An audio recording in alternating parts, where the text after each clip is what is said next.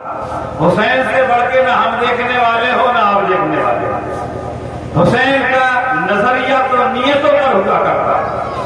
تو دوستان محترم، اس لیے یہ باتیں عرض کرنا ضروری تھی کہ ہمارے گاؤں کی عزت، شرافت، اہمیت، وقار ایک جلسے کی بنیاد پر مجروح ہو کے نہ رہ جائے.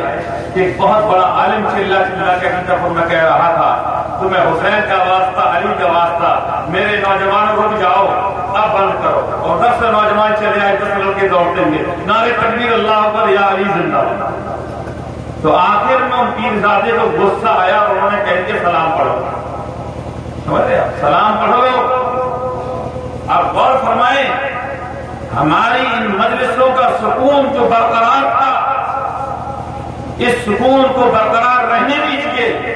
اور جس مجلس میں سکون برقرار رہتا ہے اسی مجلس میں حسین کی آمد ضرور ہے. سکون کی بہت ضرورت ہے دوستان محترم. اللہ نے آپ کو دیا، آپ لٹا سکتے ہیں، ہم منع نہیں کرتے، خوب لٹائیے. شادیوں میں اتنا خرچہ ہو جاتا، کہاں کوئی مولانا منع کرتا؟ اور مولانا منع بھی کر دے گا تو چھری چل جائے گی، اس کی شہادت ہو جائے گی. سمجھ رہے آپ؟ دوسرا کربلا برپا ہو جائے گا کہ خان صاحب کے بیٹے کی شادی بیٹھ. تو آپ عزت کیجئے، جو بات اچھی لگے. ہمارا اسٹیج کا چاہے چھوٹا عالم ہو، چاہے بڑا عالم ہو، چاہے حافظ ہو، چاہے قاری ہو، آپ سے بن سکے اس کے حوصلہ افزائی کے لیے آپ انعام اکرام کچھ بھی دے سکتے ہیں. اور ہمارا کیا انعام دے سکتے ہیں؟ حضرت علی شیر خدا، جن کا نام آپ نے سنا ہے. آپ تخت شاہی پر بیٹھے ہوئے تھے، امیر معاویہ بادشاہ تھے، بادشاہ اسلام. یہ تھے انعام دینے والے، ایسے انعام دینے والے کہ آپ نے فرمایا میری مجلس میں کوئی اچھا شاعر ہے جو علی کے بارے میں سب سے اچھا کلام سنا دے. علی کے بارے میں ایک شاعر اٹھے عمر بن عاص، انہوں نے شاندار شاعری فرمائی. اتنا اچھا کلام پڑھا کہ امیر معاویہ نے ان کو 4 لاکھ درہم فوراً انعام دے دیا. سبحان اللہ! کتنا 4 لاکھ درہم! اللہ!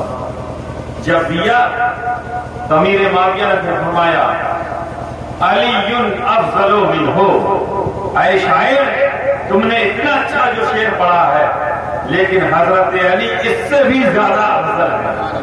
کہہ دیے سبحان اللہ! علی اس سے بھی زیادہ افضل ہے. امام حسن تشریف لائے حضرت علی کے پاس، تو حضرت امیر معاویہ کے پاس، تو کھڑے ہو گئے اور کہنے لگے امام حسن، یہ تخت و تاج تمہارا ہے، یہ حکومت تمہاری ہے، آپ ہی کا سب کچھ ہے. 4000 درہم، 1 لاکھ درہم امیر معاویہ نے امام حسن کو انعام عطا فرمایا. دوستان محترم، تو اللہ کے کلام پر یا بزرگوں کے کلام کو سن کر کے انعام دینا، یہ ہمارے بزرگوں کی سنت ہے، ان کا طریقہ ہے، بلکہ وظیفہ ہے. سمجھیے، یہ وظیفے بڑے بڑے شاعر، علی کی شان میں پڑھنے والا شاعر، نبی کی شان میں پڑھنے والا شاعر، کسی غوث اعظم کی شان میں پڑھنے والا شاعر، بڑے بڑے شاعر، بڑے بڑے عالم علماء بلائے جاتے تھے. اور غور سے سننا، تاریخ پیش کر رہا ہوں. کون بلاتا تھا؟ اس زمانے کے بڑے بڑے بادشاہ، راجہ، مہاراجہ جو مسلمان تھے، بڑے بڑے پیسے والے لوگ، یہ عالم علماء کو، مفتیوں کو، شاعروں کو اکٹھا کرتے تھے. اور اکٹھا کرنے کے بعد پھر مجلس امام حسین کرتے تھے، یا جس ولی کی مجلس کرنا اس کو کرتے تھے، اور پھر ان کو تحفے، تحائف، نذرانے بھرپور دیا کرتے تھے. ان بڑے بڑے کروڑ پتیوں، پیسے والے بادشاہوں نے مجلسیں قائم کی. جب یہ مائک نہیں تھے، مجلسوں میں جو عالم علم کا پہاڑ تھا اس سے علم کا کام لیا، جو شاعر شاعری میں مضبوط تھا اس سے شاعری سے کام لیا، اور جو جس لائق تھا بڑے بڑے بادشاہوں نے ان کو اس جگہ پر لگایا. کوئی کتابیں لکھنے میں ماہر ہے، اس سے کتابوں کا کام لے لیا. کوئی تصنیف و تعلیف کر رہا، کوئی شاعری کر رہا. تو یہ پیسے والوں نے بڑے بڑے عالموں کو بلایا اور ان سے دین کا کام کروایا. تب ہمارے اور آپ کے قریب امام حسین کا نام. سمجھ رہے آپ؟ الٹا لے لیجیے. مجلسیں ہوتی ہیں, پیسے والے سمجھ کے بیٹھ جاتے ہیں, سمجھ رہے آپ؟ ارے چالو مصیبت آئی ہے, سب کا بول رہا تو اپنا بھی بلوا دو. چالو یار کہاں جنجال میں پڑے ہو, جب میں بات بول رہا ہوں. آپ غور فرمائیے, ایسے ہی اسلام نہیں پہنچا. شہیدان کرب و بلا نے ایک ایک بچے کو قربان کر دیا, صرف دین اور مذہب کے لیے, صرف اسلام کی خاطر. بلکہ وہ منظر آپ نے ملاحظہ کیا ہوگا, علامہ فخر عالم شہزاد کمالی لکھتے ہیں, جس وقت امام حسین کی گردن پر گمبخہ شمر لعین جب سوار ہوا آپ کی پشت پر, اور کند چھری لے کر کے وہ پیچھے سے آپ کی گردن کو کاٹ رہا تھا. اللہ اکبر, نواسے رسول کی گردن ہے. تو بتاتا ہے, روایتوں میں آتا ہے, اس نے چھری چلائی تو ایسا اس کو جھٹکا لگا کہ پیچھے سے کسی نے جھٹکا مار دیا کہ یہ میری موسیٰ گاہ مصطفیٰ ہے. دور ہٹ گیا. پھر کوشش کی, پھر پتا چلا کہ کوئی خاتون ہے جس کی گردن پر گردن رکھی ہوئی ہے. پھر جھٹکا لگا. تیسری بار کو شمر لعین کہتا ہے کہ جب میں نے مضبوطی سے اس چھری کو پکڑا اور پیچھے سے میں نے حسین کی آنکھیں بند کر کے میں گردن پر چلاتا رہا یہاں تک کہ وہ گردن الگ ہو گئی, تو ایسا مجھے کسی نے تماچا مارا کہ جیسے میرے ہوش ہو گئے. روایتوں میں یہاں تک آتا ہے, غور سمجھیے, یہ امام حسین کی شہادت کوئی ہنسی کھیل شہادت نہیں ہے کہ ہمارا جلسہ کرا لے, شیر خدا کے دیوانے بن گئے. جلسہ کراؤ, حضور امین ملت خانقاہ مہارا شریف کا یہ پکا سچا اعلان ہے کہ جلسے کرو سستے اور مدرسے کرو مضبوط. سمجھ رہے آپ؟ جب مدرسے مضبوط ہوں گے تو تمہارے جلسے خود بخود مضبوط ہو جائیں گے. جب مدرسوں میں بچے پڑھیں گے ہی نہیں تو حسین کے دیوانے کہاں پیدا ہوں گے؟ پوری جماعت دیوبندیت نے مدرسوں کو مضبوط کیا, مسجدوں کو مضبوط کیا, اور اتنی زبردست یہ جماعت پوری دنیا میں پھیل گئی ہے. کس بنیاد پر یہ جماعت پھیلی؟